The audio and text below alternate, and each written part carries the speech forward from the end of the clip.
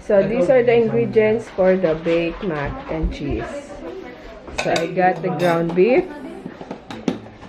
This is 1.2 pounds. Then 2 boxes of Kraft Macaroni and Cheese. Velveeta slices, cheese slices. Half teaspoon of paprika. Half teaspoon of ground black pepper. Half teaspoon of salt. 6 cloves of garlic minced. 1 medium-sized onion slice. And then 1 stick of butter. 1 can marinara sauce. And then heavy whipping cream. Maybe half a cup or 1 cup. We'll just taste it. Can you pause it? So let's start cooking. Where do I put the spoon? Let's cook first this one, the macaroni and cheese. Mom, where do I put the spoon?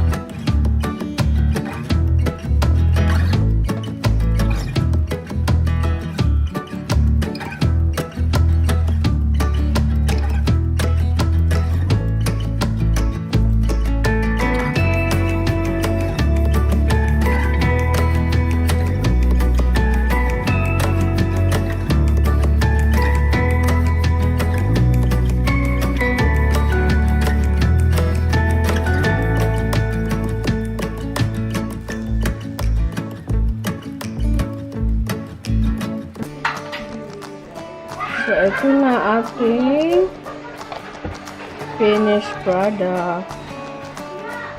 Cheesy baked macaroni and cheese.